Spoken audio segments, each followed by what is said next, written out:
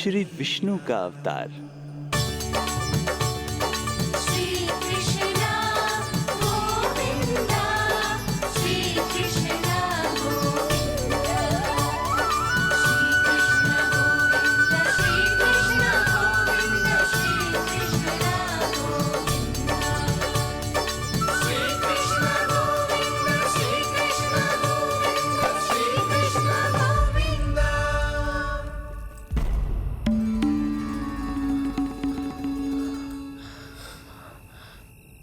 मैंने अभी एक स्वप्न देखा।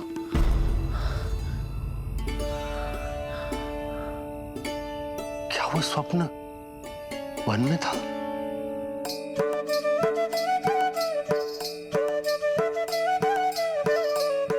क्या मैं सत्य में श्रीमन नारायण की मैया बनने वाली हूँ?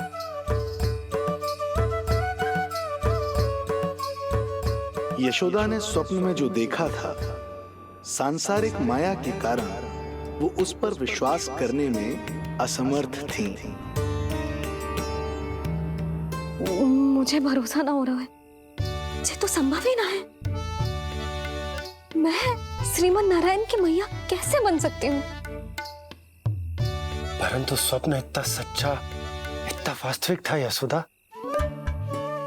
ऐसा लगो जैसे स्वप्न ना है, सच की परछाई। आप मेरा उपहास कर रहे हो ना? अरे कल तक तो ये भी ना पता था कि मैं कभी मैया भी बन पाऊंगी कि ना। और आज आप कह रहे हो कि श्रीमन नारायण स्वयं मेरी कोख से जन्म लेंगे? ना ना, ऐसे उल्टे सीधे विचार मेरे मन में मत ही डालो आप।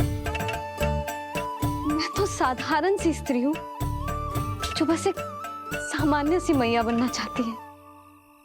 मुझे तो बस एक सामान्य सा लल्ला चाहिए, छोटा नटखट प्यारा सा मेरा बाल गोपाल। मेरा लाडला होगा वो, मेरा राज दुलारा, मेरी आंखों का तारा।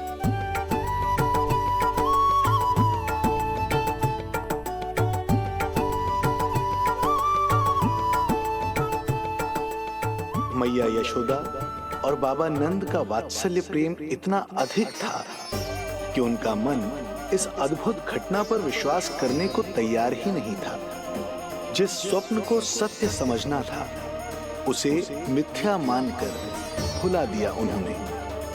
किंतु श्रीमन नारायण को आना ही था। स्वप्न साकार करने वाले को ही तो भगवान कहते हैं।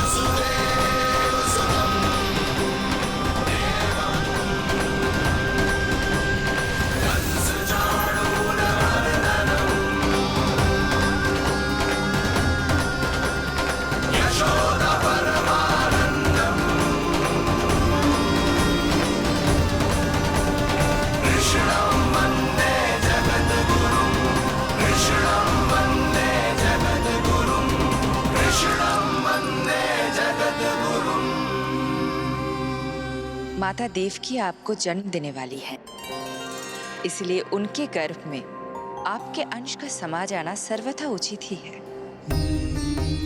किंतु मैया यशोदा के हृदय में आपने अपने अंश का एक भाग स्थापित किया है। इसका अवश्य ही कोई ना कोई कारण होगा। मेरे अंश के ये दोनों भाग तन और आत्मा हैं देवी। माता देवकी मेरे तन को जन्म देंगी, किंतु मेरी आत्मा का जन्म मैया यशोदा के हृदय से होगा। जब मैया प्रथम बार मुझे अपने हाथों में थामेंगी, मेरे अवतार की आत्मा और तन एक दूसरे से जा मिलेंगे और तभी मेरा अवतार पूर्ण होगा। मैं और यशोमती मैया एक दूसरे के साथ हृदय से जुड़ेंगे। इसीलिए समस्त संसार में हम दोनों की जोड़ी एक माता पुत्र की अद्भुत जोड़ी के रूप में जानी जाएगी।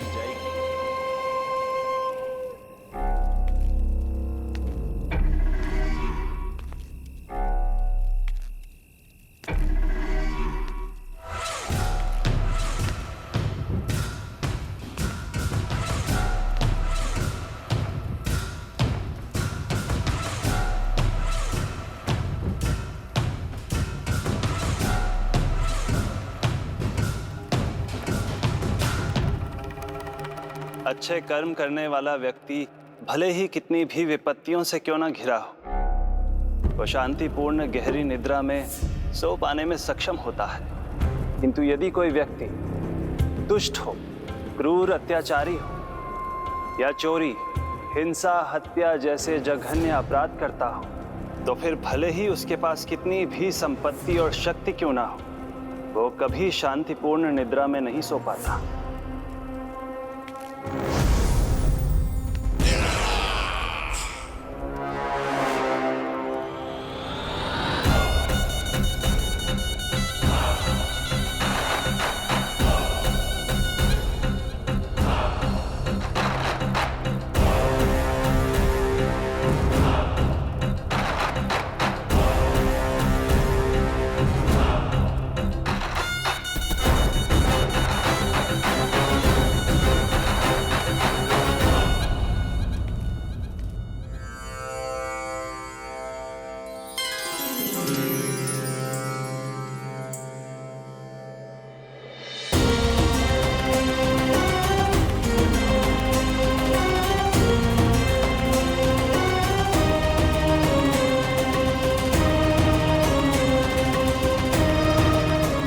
अब आप अपने अंश का निर्माण कीजिए देवी, ताकि जब मैं माता देवकी के 8वें पुत्र के रूप में अवतार लूं, तो आप भी मैया यशोदा की पुत्री के रूप में जन्म ले पाए।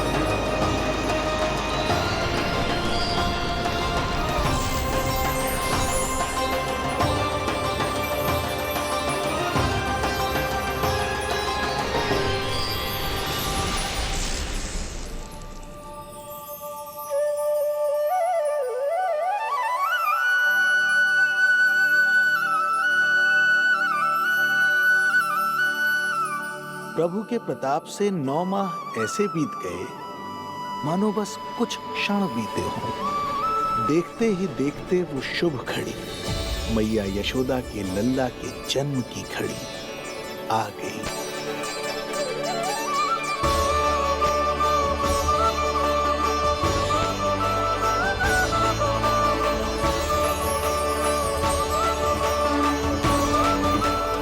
भाद्रपद माह की अष्टमी तिथि।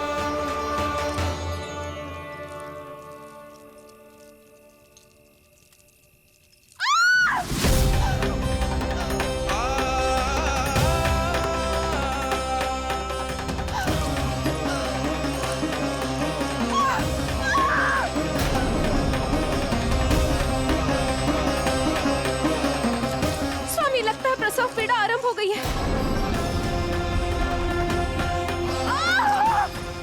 देवकी, संभालो अपने आप को, धीरज रखो। जीजी, यशोदा, दाई माँ।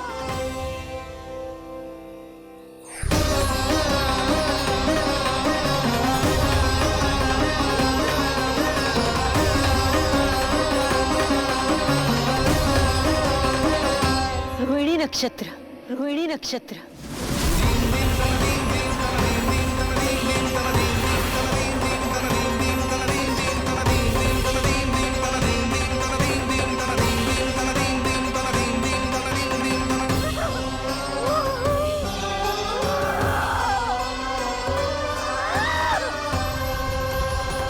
सूर्य सिंह राशि में और चंद्र वृषभ राशि में। यही तो है अधर्म के विनाश और धर्म की स्थापना का संकेत। देखिए, तुम चिंता मत करो, सब ठीक हो जाएगा। किंतु कैसे स्वामी? भैया की तलवार की धार विनाश की बिजली बनकर मेरे आंखों के सामने चमक रही है। देखिए, तुम विश्राम करो।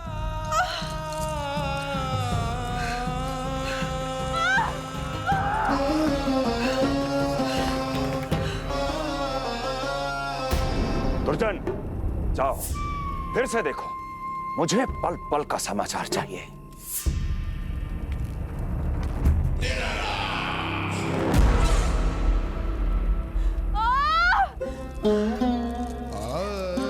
जैसे ही मेरा पुत्र मेरे सुरक्षित कोख छोड़कर इस संसार में आएगा, भैया कंस मेरी ममता को मिले इस वरदान को मुझसे छीन लेंगे। चिंता मत करो देवकी, ये हमारा 8वां पुत्र है। यदि हमारे जीवन में कंस के दिए दुखों की धूप है, तो श्री हरि की भक्ति की छाया भी है। आकाशवाणी का स्मरण करो। आप स्मरण कीजिए, कितनी क्रूरता से भैया ने हमारी सभी संतानों का जीवन प्रारंभ होने से पहले उनको नष्ट कर दिया। मुझे भय लग रहा है, कहीं मैं इसे भी ना खो दूं।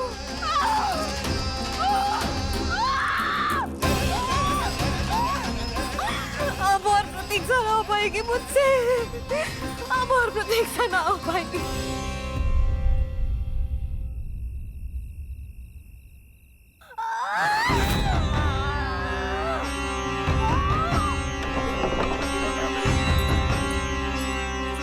हम यशोदा को खो देंगे नंद भैया, यदि संतान का जन्म शीघ्र ही नहीं हुआ तो। वो अत्यधिक पीड़ा में है। वैद्य जी ने जो प्रसव की घड़ी बताई थी, वो भी कब की बीत चुकी है। भाभी, आप दाई माँ से कहियो कि मेरी पत्नी और संतान को बचाने की हर संभव चेष्टा करें। मैं यही प्रार्थना नारायण से करते मंदिर चलो।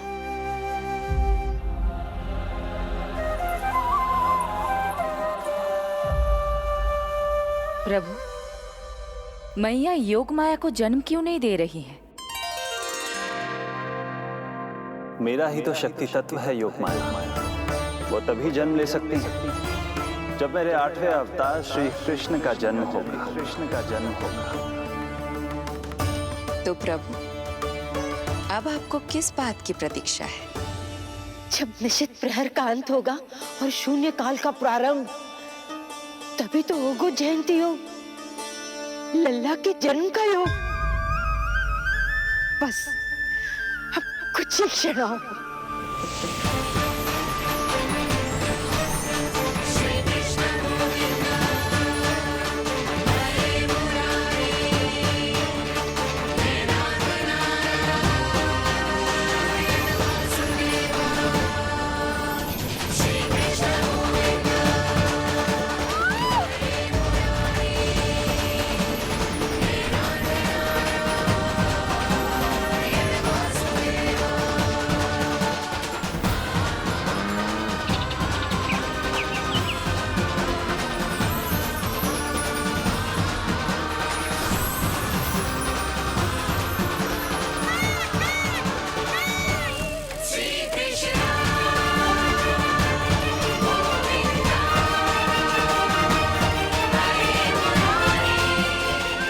युग की सबसे शुभ घड़ी आ गई। प्रारंभ हो गया दिव्य शून्य काल।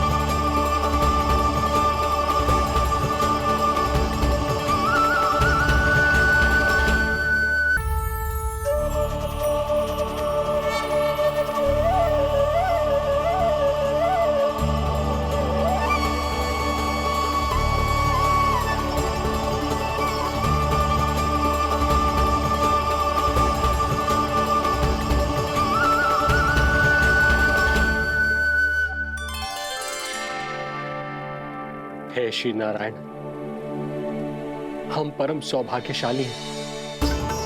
हमारे पुत्र के रूप में आप स्वयं पधारे।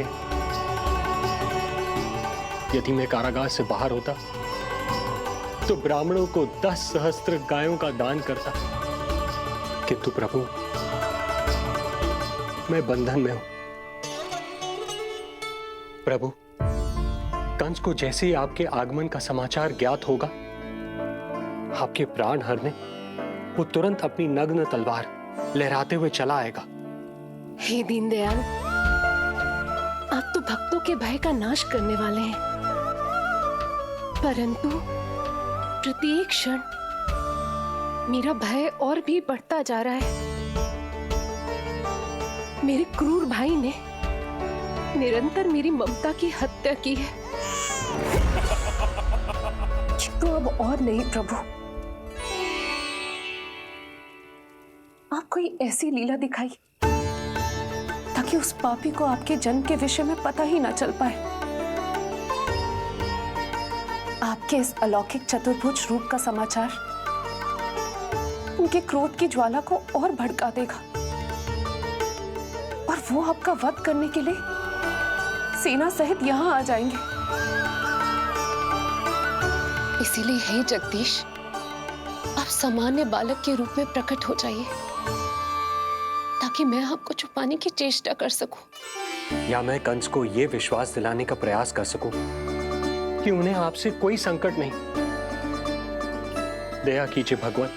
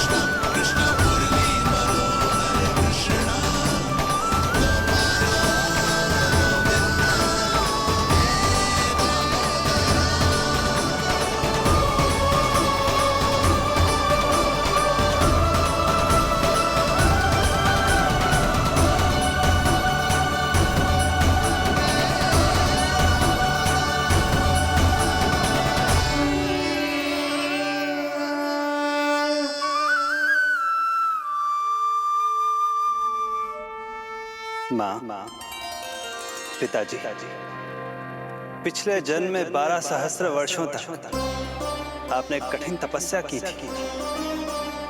मूसलाधार वर्षा, घनघोर आंधी, चिलचिलाती हुई धूप और अस्थियां जमा देने वाली ठंड, सभी कष्ट सहे थे आपने, केवल इसलिए कि आप मुझे पुत्र रूप में प्राप्त कर सके। और आज जब मैं आपके सामने हूं तो आप कंस के भय से व्याकुल हैं और पुत्र के रूप में एक सामान्य बालक चाहते हैं। मेरे माता पिता होने के नाते आपकी इच्छा का पालन करना मेरा कर्तव्य है। मैं एक सामान्य बालक का रूप धारण करूंगा। आपको मेरे लिए चिंतित होने की और कंस से भयभीत होने की आवश्यकता नहीं है। मेरा जन्म पृथ्वी पर धर्म को पुनः स्थापित करने के लिए ही हुआ है, किंतु अभी समय कम है। यशोदा रानी की चेतना जा रही है, ये इनके प्राणों के लिए शुभ संकेत नहीं है। यशोदा, आंखें खुली रखो। यशोदा, यशोदा, आंखें खुली रखो।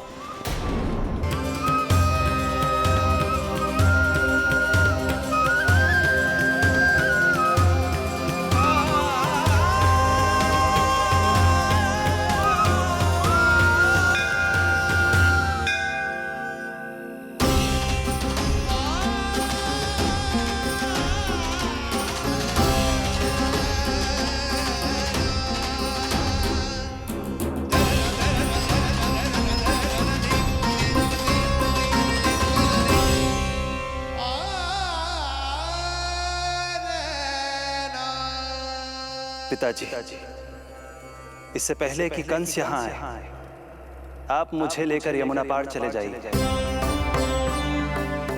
और वहां गोकुल में अपने भाई नंद के संरक्षण में मुझे छोड़कर उनके यहाँ जन्मी पुत्री को यहाँ ले आई। उसके प्राणों की चिंता मत कीजिए मां। जो हो रहा है मेरी ही लीला है। अब जाइए पिताजी, शीघ्रता कीजिए।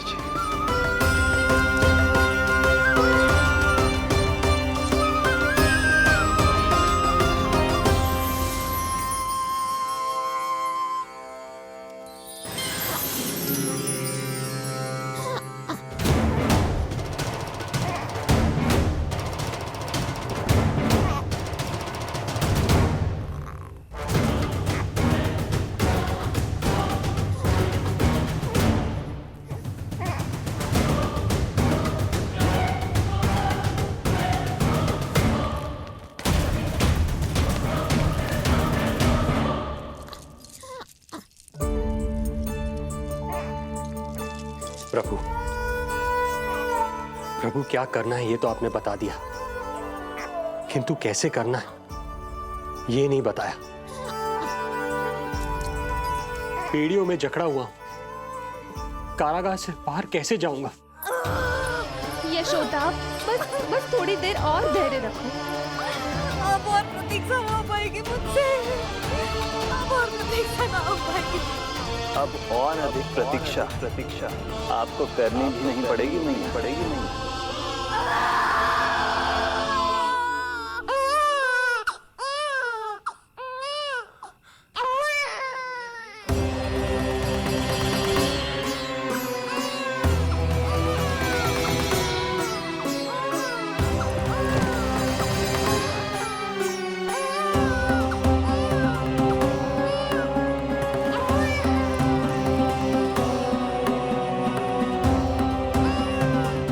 योगमाया को जन्म देते ही मैया यशोदा अचेत हो गई, किंतु अपनी सुध-बुध खोने वाली वो अकेली नहीं थी। इससे पहले कि कोई नन्ही योगमाया को दृष्टि भर कर देख पाता, संपूर्ण गोकुल उनकी किलकारियों के प्रभाव से गहरी निद्रा में सो गया।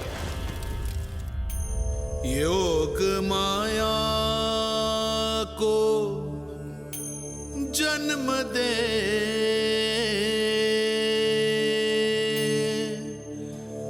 यशोमती हुई निढाल,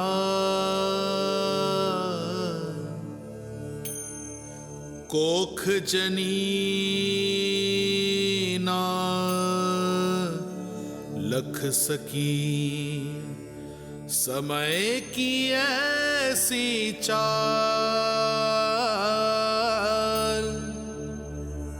समय की ऐसी चाल।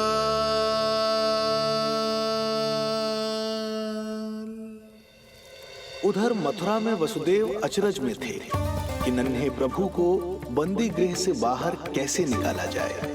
अब केवल श्री विष्णु की माया ही इनकी सहायता कर सकती थी। प्रभु की आज्ञा का पालन कैसे संभव होगा? संपूर्ण कारागार पहरेदारों से भरा पड़ा है।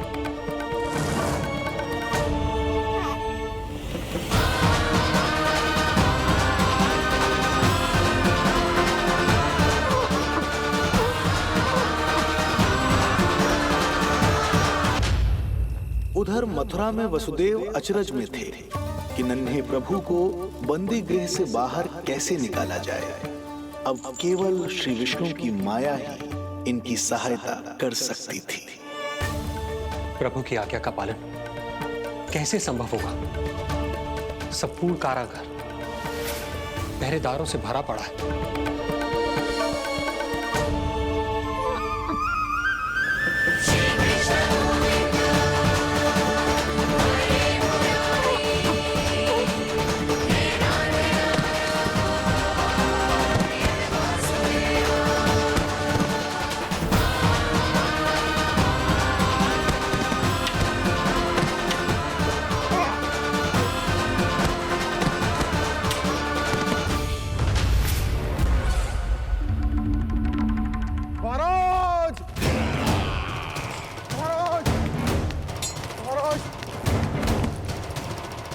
क्या समाचार है?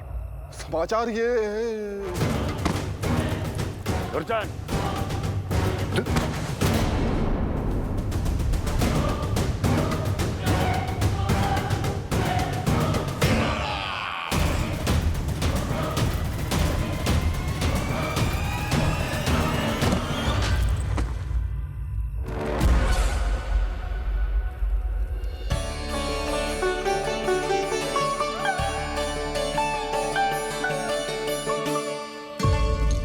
किंतु ये बेड़ियां कैसे खुलेंगी?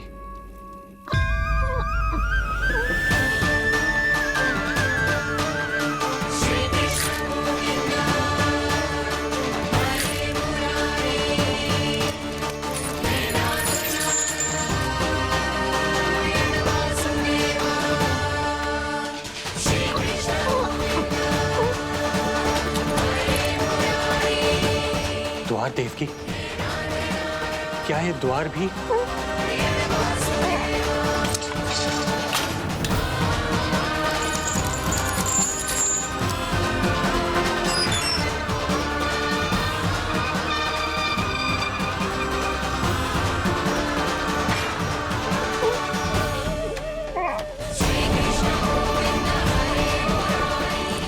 प्रभु की लीला अपरंपार है।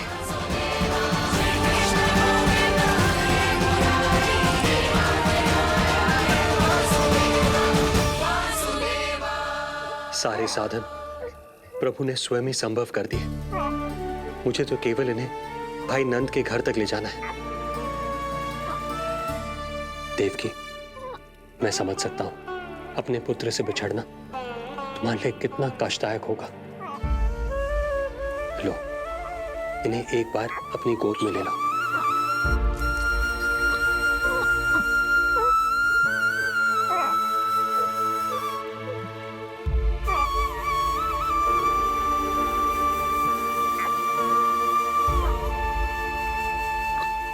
यदि एक बार इस मां ने अपने पुत्र को अपने हाथों में थाम लिया तो फिर स्वयं से दूर नहीं कर पाएगी। अब मैं इन्हें अपने हृदय से तब लगाऊंगी जब ये मेरे पास वापस लौट कर आएंगे।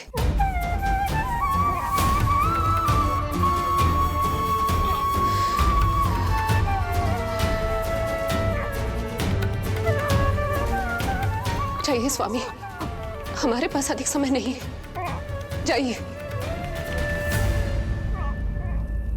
रख चट्टान कलेजे पर, पुत्र विमुख हुई मां, कोख से जिनकी जन्म ले, थे धन्य परमात्मा।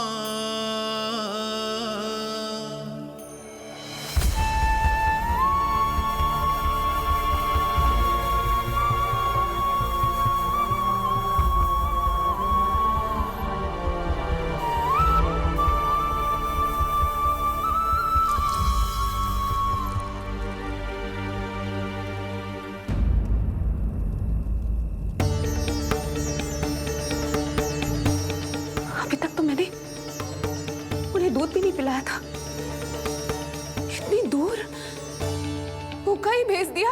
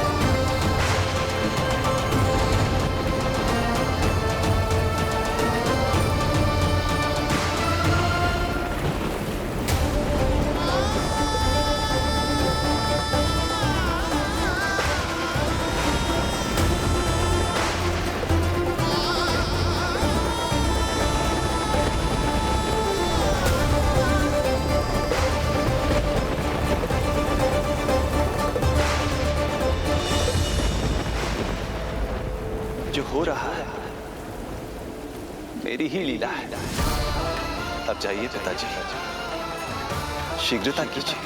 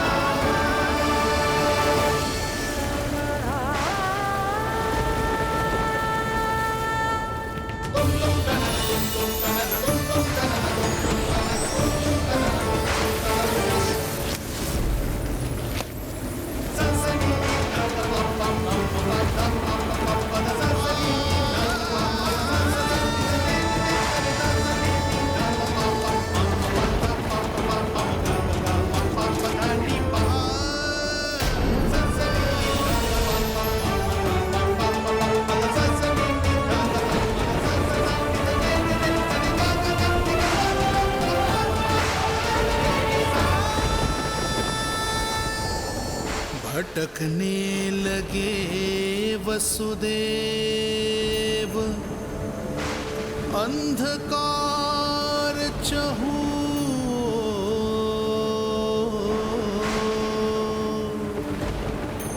सामने संकट, गोद में हृदय की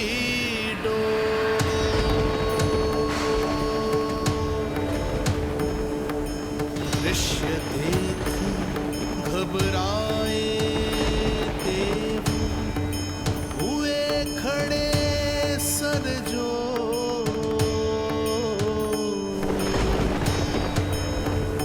कैसे करे सहायता, उनमें लग गई हो।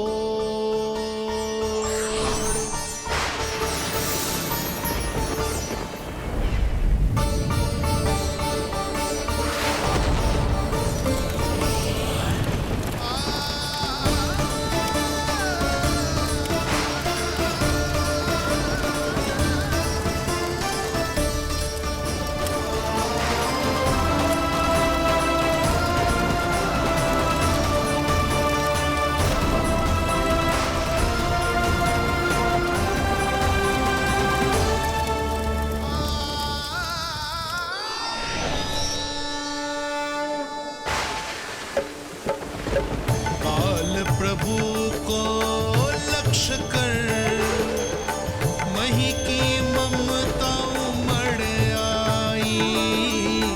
विपद सम्मुख देख के वे पाताल से उभर आई। वे पाताल से उभर आई।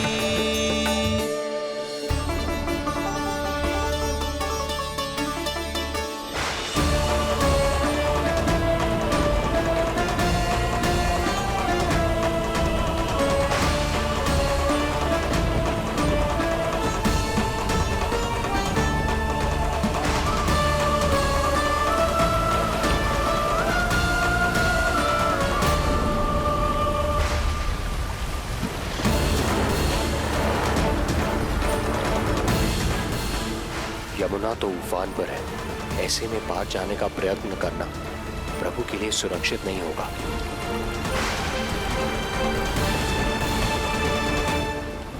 आप मुझे लेकर यमुना पार चले जाइए और वहां गोकुल में अपने भाई नंद के संरक्षण में मुझे छोड़ उनके यहाँ जन्मी पुत्री को यहाँ ले आइए। प्रभु ने स्वयं को गोकुल ले जाने का आदेश दिया है, तो सुरक्षा भी यही करेंगे।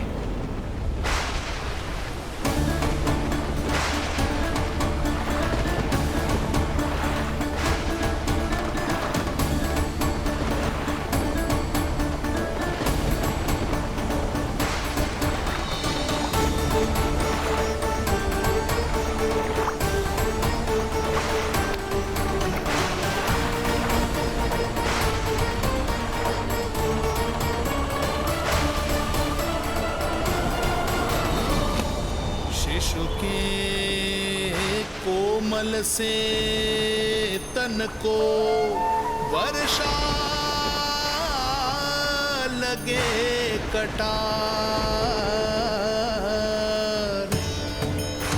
देख दौड़ चले आए शेष, मन प्रभु सेवा को धार,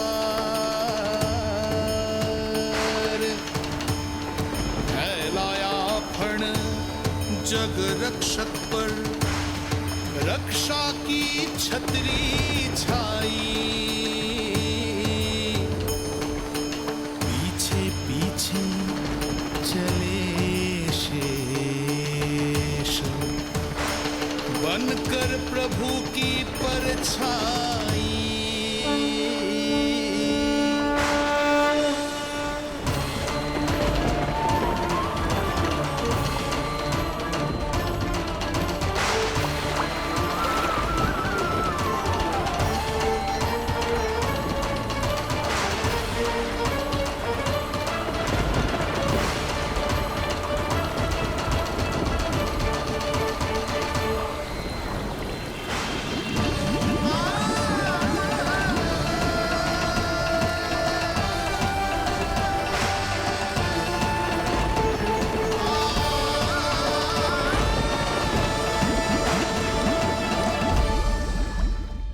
आप सभी की भांति मैं भी इस शुभ कार्य में प्रभु का सहायक होना चाहता हूँ। मैं वरुण, जल तत्व के संचालन का अधिकार है मुझे, किंतु गंगा, यमुना और सरस्वती, इन तीनों दिव्य नदियों के जल पर इन्हीं तीनों देवियों का नियंत्रण है। इस परिस्थिति में केवल देवी यमुना ही सहायता कर सकती है।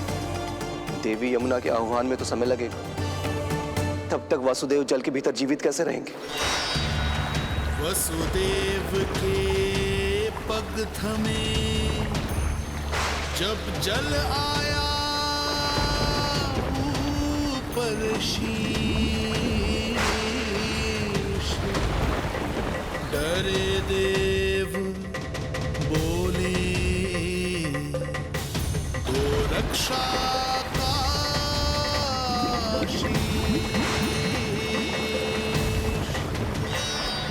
पर यमुना ने जब किया प्रभु चरणों का स्पर्श,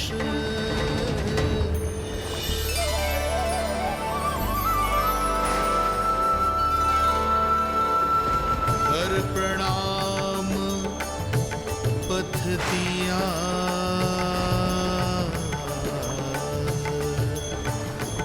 सब में छाया हर्ष।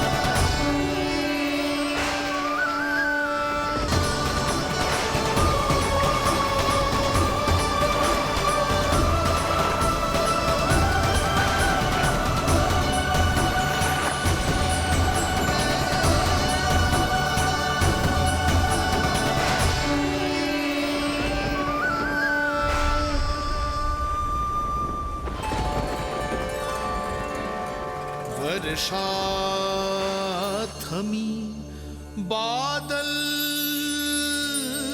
छटे, आकाश में चमके तारे, पंचतत्व सहाय बने। अब वरुण चरण पखारे,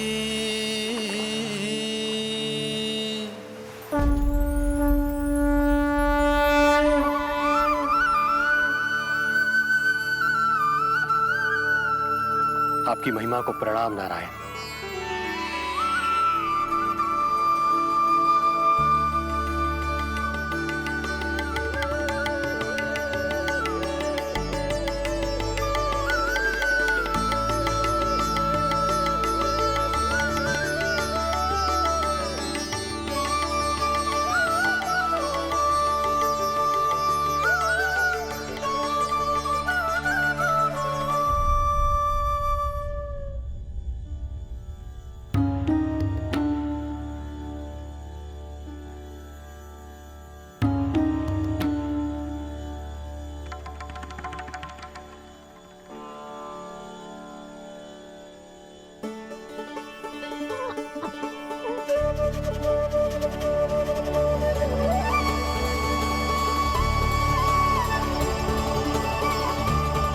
आपकी लीला अद्भुत है प्रभु।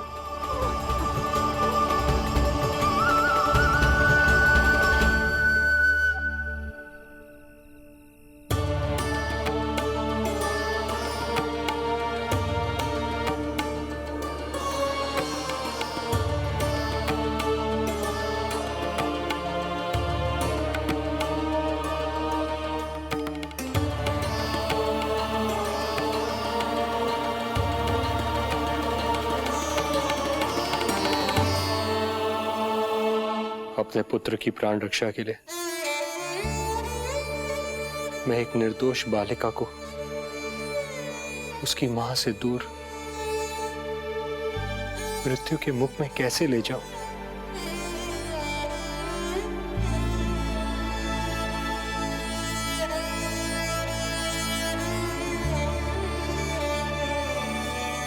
जो हो रहा है मेरी ही लीला है। अब जाइए पिताजी, शीघ्रता कीजिए। किंतु जिस कार्य के लिए श्री नारायण ने मुझे स्वयं आदेश दिया है, उस पर प्रश्न उठाने का अधिकार नहीं है मुझे।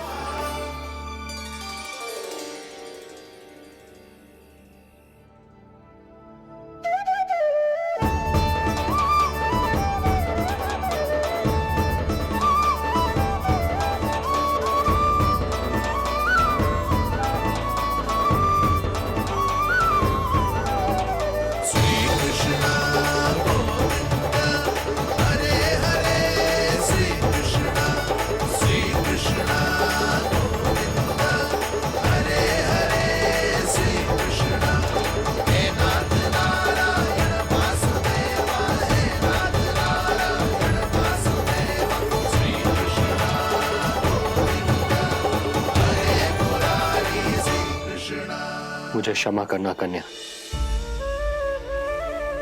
मैं श्री नारायण का दास हूं।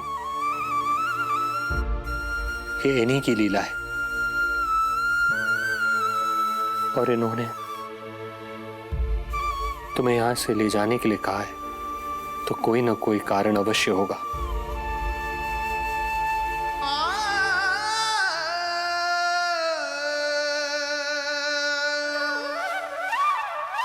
यशोमती मैया के नंद लाला, यशोमती मैया के नंद लाला, यशोमती मैया के नंद लाला,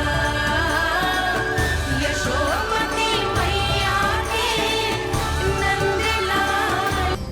यहाँ बाल गोपाल को अपनी मैया के हृदय से लगने की प्रतीक्षा थी, तो कारागार लौटते समय वसुदेव को कंस के आधमकने का भय था।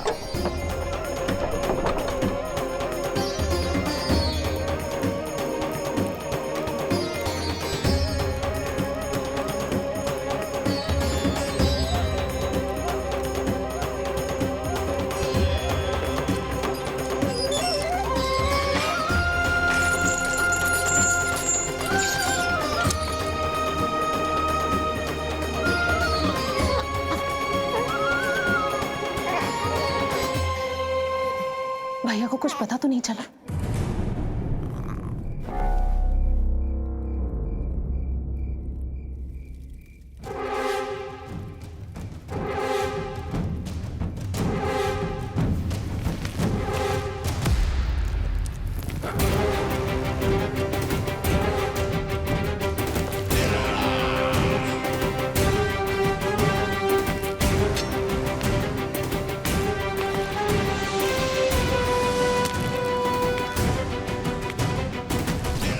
कंस इस बात से अनभिज्ञ था कि वो अपनी सोच से कोसों परे एक अद्भुत अकल्पनीय घटनाक्रम की ओर खिंचा चला जा रहा है। दूसरी ओर मैया यशोदा भी खिंची जा रही थी, धीरे धीरे मरणावस्था की ओर। ऐसे में उनके पुत्र श्री नारायण से रहा नहीं गया।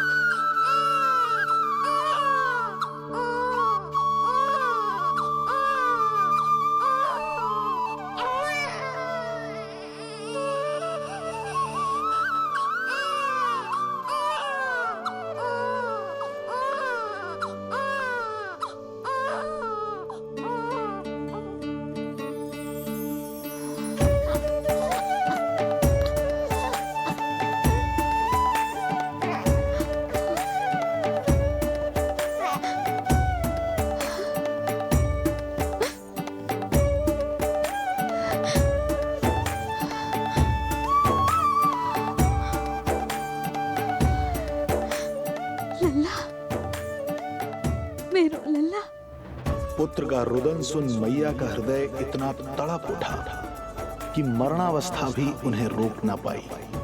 उनके तन में प्राण लौट आए। उधर मथुरा में कंस देवकी और वसुदेव की 8वीं संतान के प्राण लेने पहुंच गया।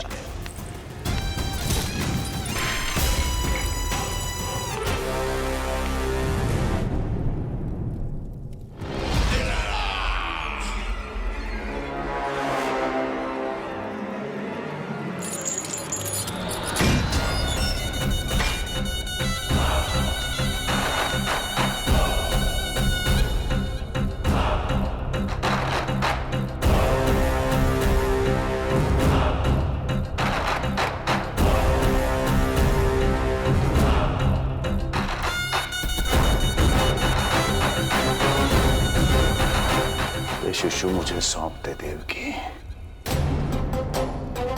नहीं, क्या अनुचित है?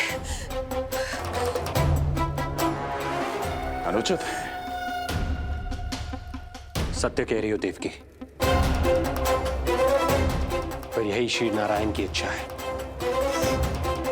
और हमें उनकी लीला पर ना प्रश्न करना चाहिए और ना ही संदेह। वचन के अनुसार अपनी 8वीं संतान मुझे सौंप दो वसुदेव।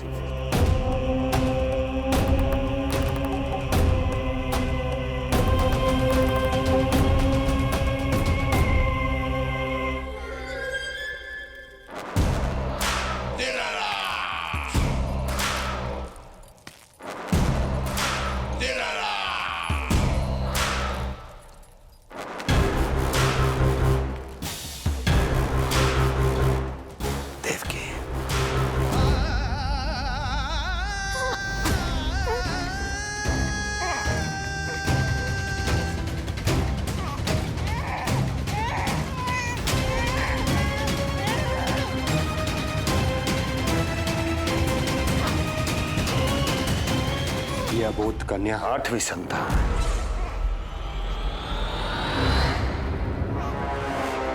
तू क्या मेरा विनाश करेगा? एक तेरे सामने तेरा काल खड़ा है।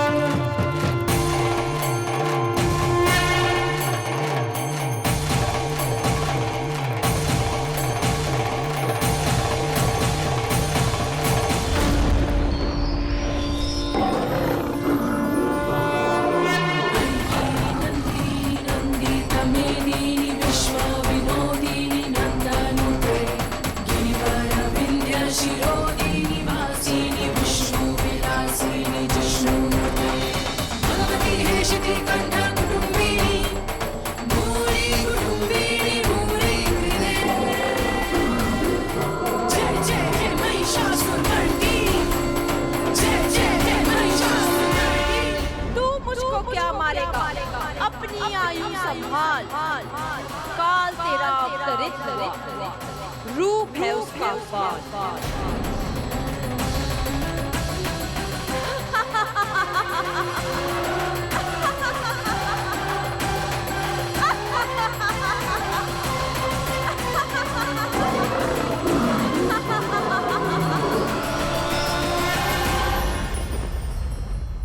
भय जिसका अस्त्र था, आतंक जिसका शस्त्र था, जो सभी को डराकर अब तक उनके मन मस्तिष्क पर राज करता आया था, देवी योग माया ने उसे ही आतंकित कर दिया।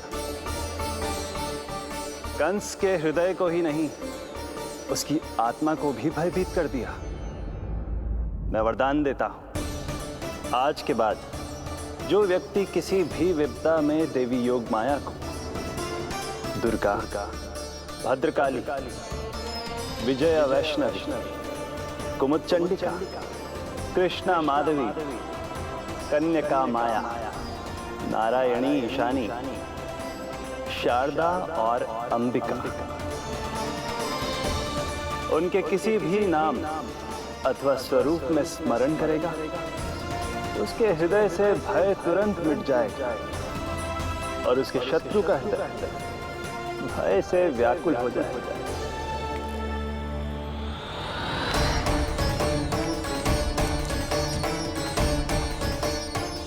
यदि शत्रु भारी पड़ने लगे, पराजय सामने दिखाई देने लगे, तो उसी क्षण शत्रु के पैरों को पकड़ के अपने प्राणों की भिक्षा मांग लो।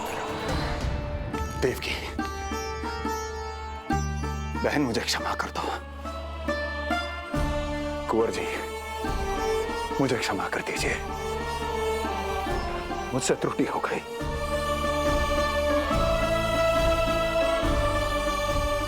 ये क्या कह रहे हैं आप?